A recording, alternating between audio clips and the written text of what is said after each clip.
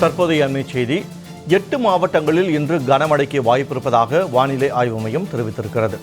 நீலகிரி, ஈரோடு, தேனி, திருப்பத்தூர், கிருஷ்ணகிரி, தருமபுரி உள்ளிட்ட 8 மாவட்டங்களில் இன்று கனமழைக்கு வாய்ப்பு இருப்பதாக வானிலை ஆய்வு மையம் தகவல் தெரிவித்திருக்கிறது. இது தொடர்பான கூடுதல் விவரங்களோடு இணைகிறார் செய்தியாளர் லாவண்யா. வணக்கம் லாவண்யா. 8 மாவட்டங்களில் இன்று கனமழைக்கு வாய்ப்பு இருப்பதாக வானிலை ஆய்வு மையம் தகவல் தெரிவித்திருக்கிறது.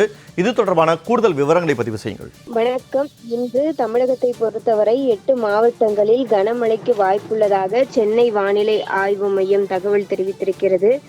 நீலகிரி, ஈரோடு, தேனி, திருப்பத்தூர், கிருஷ்ணகிரி, தருமபுரி, செங்கல்பட்டு, விழுப்புரம் ஆகிய 8 மாவட்டங்களில் இன்று கனமழைக்கு வாய்ப்புள்ளது எனவும், அதே போல புதுவை மற்றும் காரைக்கால் பகுதிகளிலும் கனமழைக்கு வாய்ப்புள்ளது எனவும் சென்னை வானிலை ஆய்வு மையம் தகவல் தெரிவித்திருக்கிறது.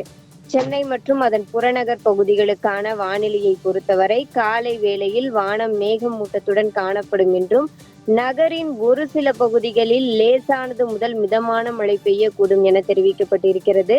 சமீப காலமாக சென்னையினுடைய வானிலையை பொறுத்தவரை மாலை வேளைகள் அதே போல நள்ளிரவு நேரங்களில் மழையானது பெய்து வருகிறது.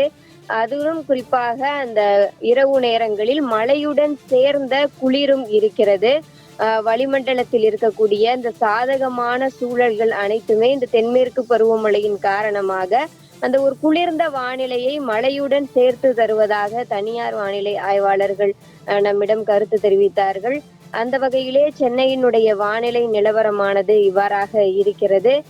தொடர்ந்து தென்மேற்கு பருவமழை அக்டோபர் மாதத்தில் முடிவடையக்கூடிய ஒரு சூழலில், அதே போல வடகிழக்கு பருவமழை அக்டோபர் மாதத்தில் தொடங்க இருக்கக்கூடிய ஒரு சூழலில் தமிழகம் மற்றும் அதனுடைய பல்வேறு மாவட்டங்களில் பரவலாக மழை பெய்து வருகிறது.